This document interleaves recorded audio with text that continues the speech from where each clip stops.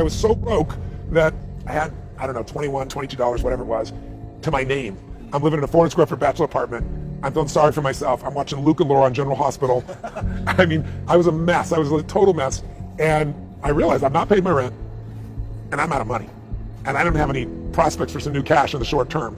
And while I was sitting there was this little boy that came in, and he held the door open, and in walks behind him this beautiful woman who was clearly his mother. And so, I definitely took it in.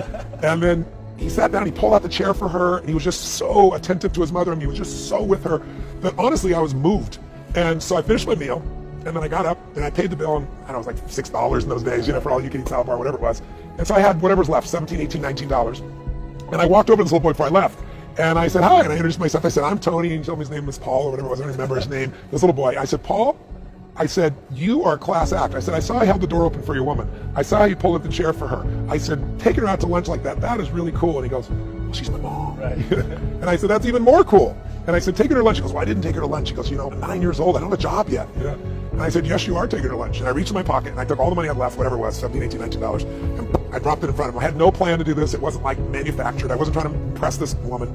And he looked up at me like shocked, and he goes, I can't take that. And I said, sure you can. He said, how come? I said, because I'm bigger than you are, right? And he laughed like crazy, and I didn't even say another word. I just walked out the door. And I got to tell you, it was the most powerful experience of my life because I had no fear, I had no scarcity, and I got home, and I realized what I'd done. It was like, I have no money now. I have like no money, nothing. And the next day, I got the old snail mail, and came in around like noon, and I pull out this letter, and there's a young man that I had loaned $1,200 to.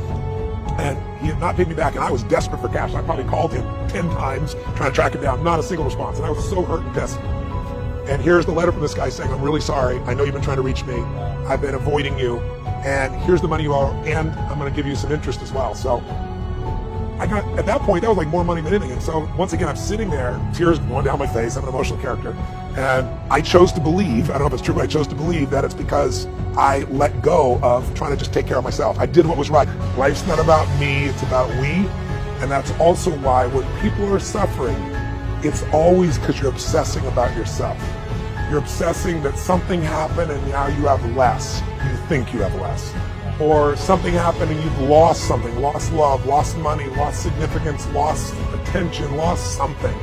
When you get that all suffering is obsession with self, you can snap out of it, and all you have to do is stop expecting and start appreciating. If you're going to wait till you think you have something, you're never going to have something of any size or scope. There's something inside the human psyche that when you do what's right and you get outside of yourself, there's something that'll click for you. So it's a long way of saying, when you have nothing is when you need to give.